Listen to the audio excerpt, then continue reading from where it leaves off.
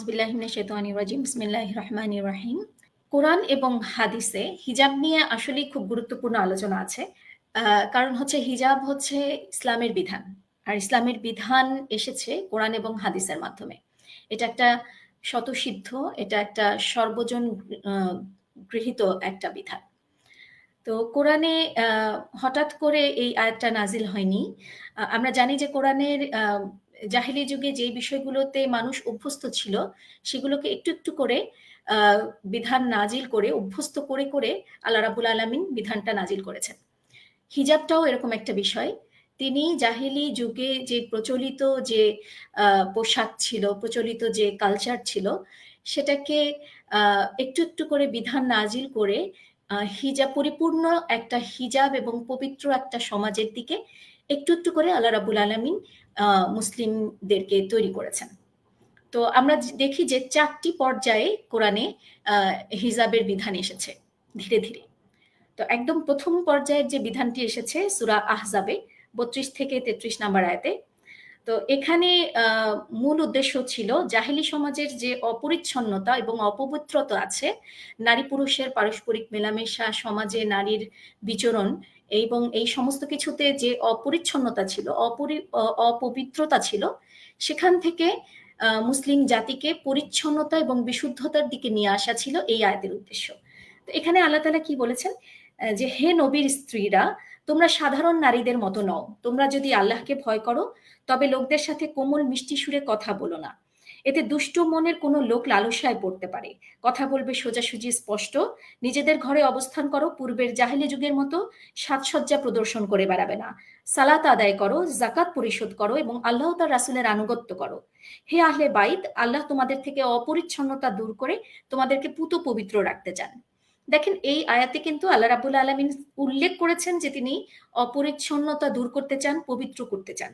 আবার তিনি যদিও এখানে পর্দার আয়াত বলছেন, হিজাব করতে বলছেন, কিন্তু তিনি তার সাথে সালাত কায়েম করা, যাকাত পরিশোধ করা, আল্লাহ এবং তার রাসূলের আনুগত্য করা এই বিধানগুলোকেও জুড়ে দিয়েছেন। এর মাধ্যমে এই বিধানটিকে ১ম মানব সমাজের কাছে উপস্থাপন করা হলো। এরপরে এসেছে ২য় পর্যায়ের নির্দেশ, যেটা হচ্ছে সূরা আহজাবের ৫৩ থেকে ৫৫ নাম্বার আয়াতে। আর এই আয়াতটার মূল উদ্দেশ্য হচ্ছে মুমিনদের ভেতর থেকে নাফরমানি দূর করে দেওয়া। তারা যেন আ দিলের পবিত্রতা অর্জন করে। এর আগে আমরা দেখেছি সমাজ থেকে অপবিত্রতা দূর করার বিষয় এসেছে।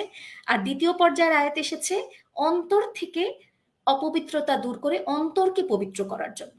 সুবহানাল্লাহ! আমরা দেখি একটু, একটু ধাপে, ধাপে কিভাবে পর্দার আয়াতও আসছে একটার পর একটা এবং সমাজকে একদম কলুষতাময়, দুর্গন্ধময়, অপবিত্র সমাজ থেকে ধীরে, ধীরে পবিত্র সমাজের দিকে নিয়ে আসা হচ্ছে। এই আয়াতে আল্লাহ যেই বিধানগুলো দিয়েছেন সেটা হচ্ছে সূরা আহজাবের ৫৩ থেকে ৫৫ নাম্বার আয়াত যে, "হে ঈমানদারগণ, বিনা অনুমতিতে তোমরা নবীর ঘরে ঢুকে পড়ো না।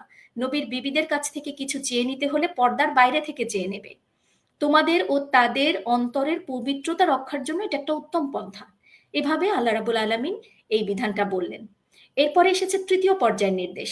সেই ৩য় পর্যায়ের নির্দেশ বলতে গিয়ে আল্লাহ রাব্বুল আলামিন সূরা আহজাবের ৫৯ নাম্বার আয়াতে উদ্দেশ্য যেটা বললেন ৩য় পর্যায়ের নির্দেশের, সেটা হচ্ছে এটা একটা উত্তম পদ্ধতি। দেখেন সমাজ থেকে অপবিত্রতা দূর হলো, অন্তরকে পবিত্র করা হলো। এখন হচ্ছে সমাজের জন্য আল্লাহ রাব্বুল আলামিন একটি উত্তম পন্থা পেশ করলেন। সেটা কি? তিনি বলছেন যে, "হে নবী, তোমার বিবি ও কন্যা ও ঈমানদার মহিলাদের বলে দাও, তারা যেন নিজেদের উপরে চাদরের আঁচল ঝুলিয়ে দেয়।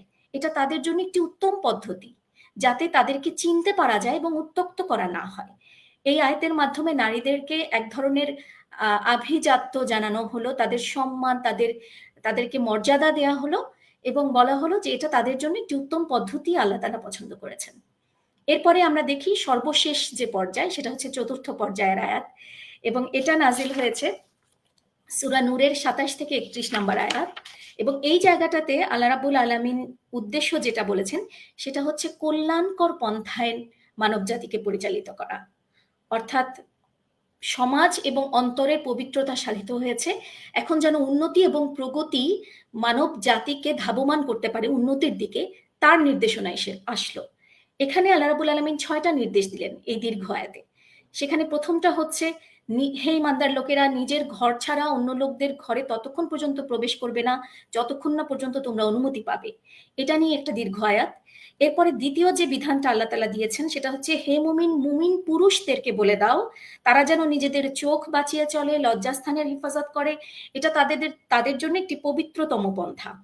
তৃতীয় যে বিধান তিনি একই আয়াতে, একই সূরাতে পরের আয়াতে বলেছেন সেটা হচ্ছে, আর হে নবী মুমিন নারীদেরকেও বলে দাও তারা যেন নিজেদের চোখ বাঁচিয়ে চলে, লজ্জাস্থানের হেফাজত করে এবং সাজ সৌন্দর্য প্রদর্শন না করে, তবে যে নীতি প্রকাশ হয়ে পড়বে তা ছাড়া।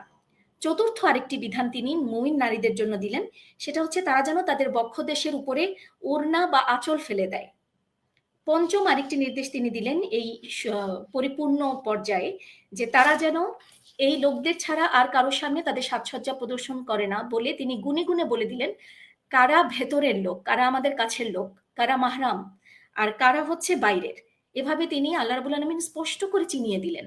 এভাবে সমাজকে একদম পরিশুদ্ধ এবং কল্যাণকর উন্নতি এবং প্রগতির একটি পথে তিনি ধাবিত করলেন।